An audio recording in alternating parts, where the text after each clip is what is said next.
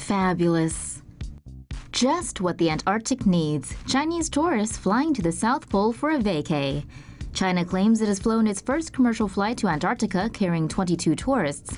The trip consisted of a 14-hour flight from Hong Kong to South Africa, refueling in Cape Town, and then another 5.5 hours to Antarctica. After reaching Antarctica, it was another 5 to 6 hours to the South Pole, where the plane landed on a 1.5-mile-long runway carved into the ice. The number of Chinese tourists in Antarctica has reportedly grown from 100 in 2008 to 3,944 in 2016. We feel sorry for the penguins.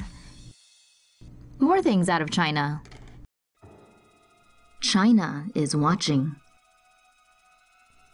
The world's most populous country is building its surveillance network and could soon be keeping a close eye on each and every one of their 1.3 billion citizens. Roughly 176 million AI-equipped surveillance cameras are currently installed all over China, with the number set to increase to 626 million by 2020. Citizens' ID profiles, social media photos, and other personal details are being filed in a database and connected to security cameras nationwide. The advanced surveillance system uses facial recognition technology to instantly identify the name, gender, and age of any pedestrian and the type and color of any vehicle. The same technology is being used by commercial and private institutions for financial dealings, keyless entry, and even to thwart toilet paper theft. The system can also scan faces and compare them with the police database, allowing authorities to locate and apprehend criminals at large. The network claims to boost safety and security and reduce crime, but has ironically been dubbed Skynet. Terminator, anyone? That Skynet ended up trying to exterminate humanity, but the Chinese version will probably be worse. China powers on world's largest floating solar farm. China just flipped the on switch on their latest green energy project. A new floating solar farm constructed on a lake in Huainan City in central China is said to be the largest in the world.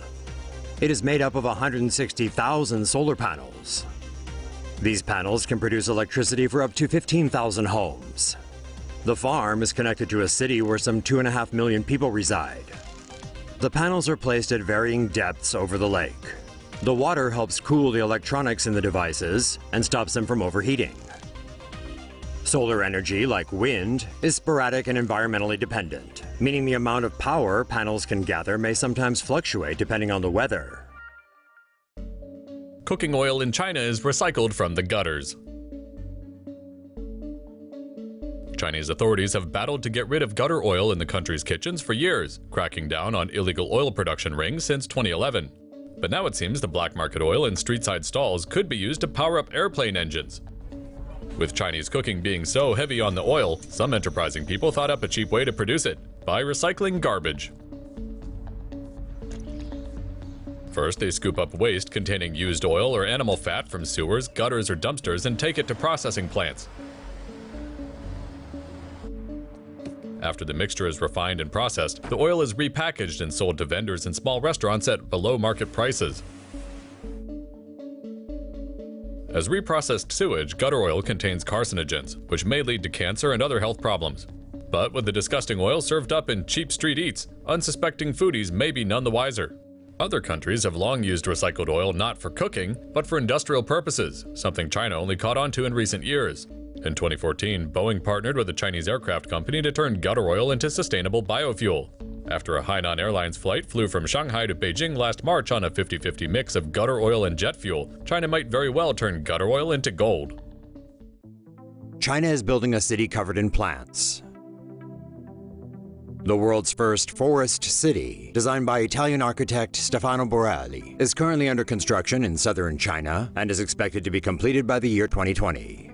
The forest city is located in a mountainous region north of the city of Luzhou in southern China.